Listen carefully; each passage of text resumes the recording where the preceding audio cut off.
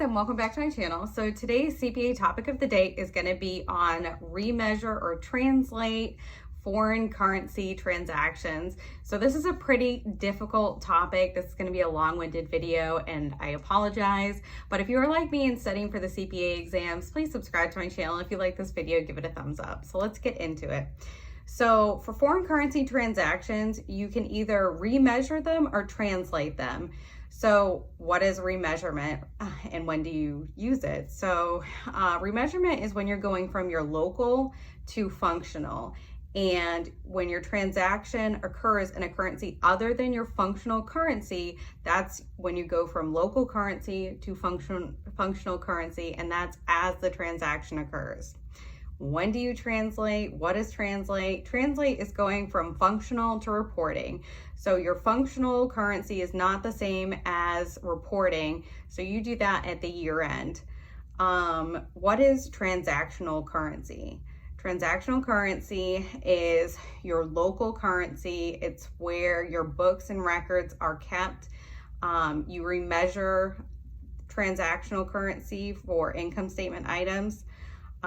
Functional currency is the currency that has the greatest economic impact, and that is translated for balance sheet items but remeasured for income statement items. And your reporting currency is the parent company's currency that they use when they prepare the financial statements, and that is translated for balance sheet items. Let's see, let's get into translation. So assets and liabilities, you're generally going to use the current rate. For income statement items, you're generally going to use an average rate. And for contributed capital, you're going to use the historical rate. For remeasurement, you have monetary assets and liabilities and non-monetary assets and liabilities. Monetary assets and liabilities use the current rate, and non-monetary assets and liabilities use the historical rate. When your income statement uses the average rate. So let's kind of get into what all of that just meant.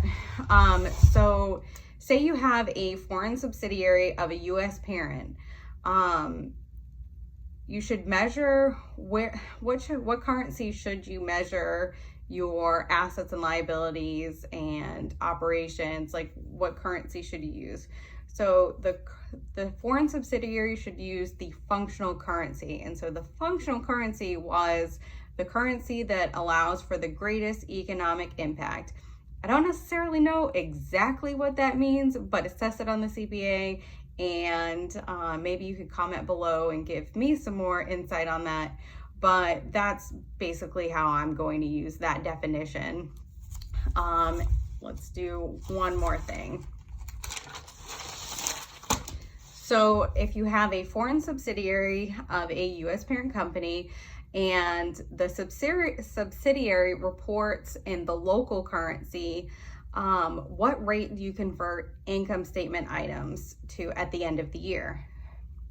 The average exchange rate, because you are translating, and you are translating because your functional currency is not the same as your reporting currency, and it's an income statement item. So just think about it that way. Kind of try to block everything off in your mind. Maybe make a sheet that has all of the options that you could use or do. Definitely a tricky topic. Thanks for watching.